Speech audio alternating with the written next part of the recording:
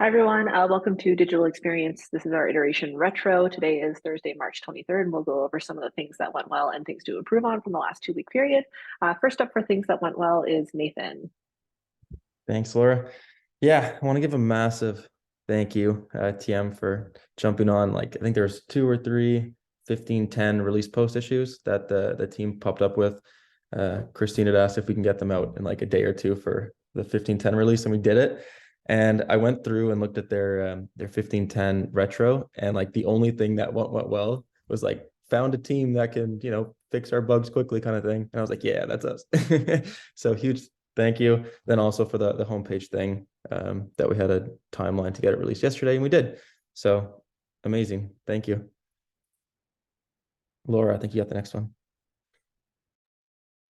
Yeah, sorry, I'm still typing, but Alvisa, thank you for doing all of the changes to CSS in our navigation repo, switching things up so that we have one import kind of top level, and then getting to remove every single reference to slippers on all of our components. It's just much more efficient. I don't know if it'll help your problem. Like it sounds like you're chasing all these rabbit holes, but worth a try, and I think it's going to be an improvement anyway. So thanks for digging into that, Lauren. I just want to say thank you, Laura, for showing up like a boss in our SmartLane Sync meeting. Like you asked really good questions and got down to the meat of like, hey, what's going on? Help us fix this. It's really good.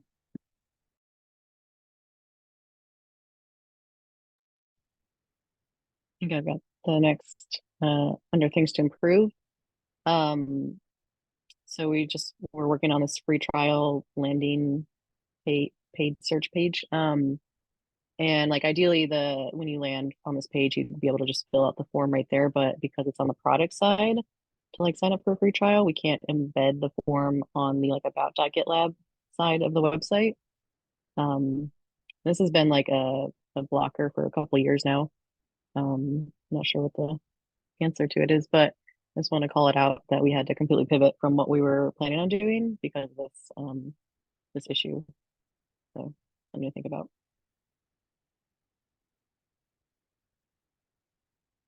We're gonna think you're next. Yeah. Wait, can you elaborate on that? Yeah. So the like if you're gonna sign up for a free trial, you're no longer on the about.gitlab page. You're on just like gitlab.com, like the product side. And that's where the form lives. And so I think because of like different codes and whatnot, I don't think Megan's here. She was the one working on it.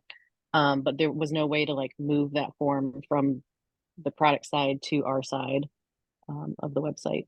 So we weren't able to do what we wanted to do in terms of like having an experience where that person was just like on the page, ready to go, sign up right there. Now we have to like send them one more step further. And every time you have like an extra step, in that flow, it just like breaks it down a little bit. Can I ask like what the extra step is?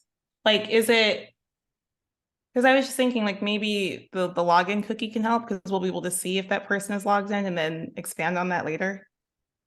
And maybe pull some of This their. is a dedicated search page or paid search page. So it's most likely not someone who is already a user. Someone who saw an advertisement for GitLab and clicked through and is like ready to potentially purchase or sign up for a trial.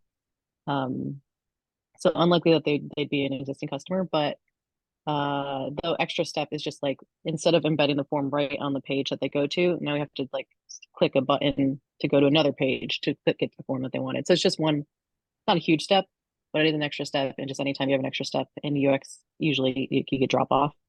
So that's what we want to avoid. In this case, could we redirect that, like all that traffic to one of our pages? What do you mean? Or does that not make sense? Sorry. Maybe I'll bug you offline and dig into it. I'm not too sure, but I was curious if we could just like reroute the traffic. I don't think we can have the free trial form on buyer experience. I think there's lots of logic that's linked in on their side. Oh, sorry. Okay. I'm understanding this now. Yeah. And we could marketing. flavored free trial form in the GDK.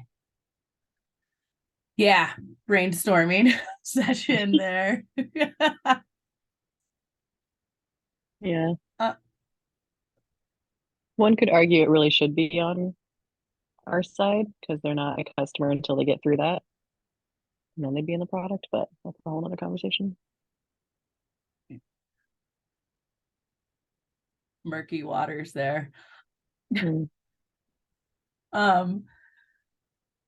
All right, I have the next one. I just wanted to like ensure consistency of communication.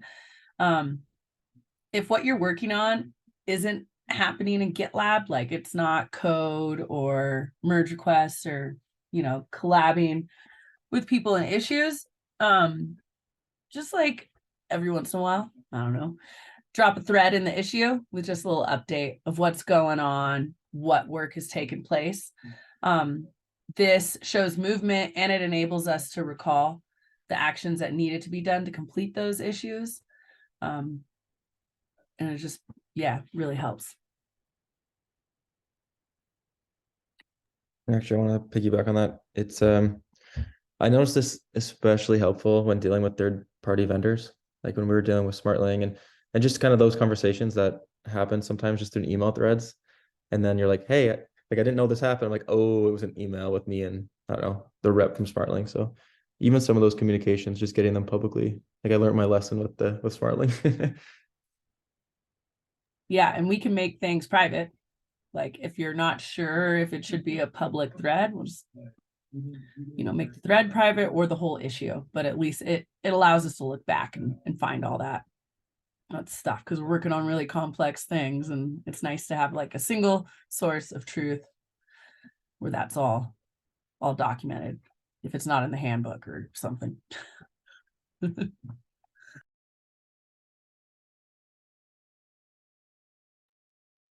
Anything else? Or is that going to wrap it up? All right.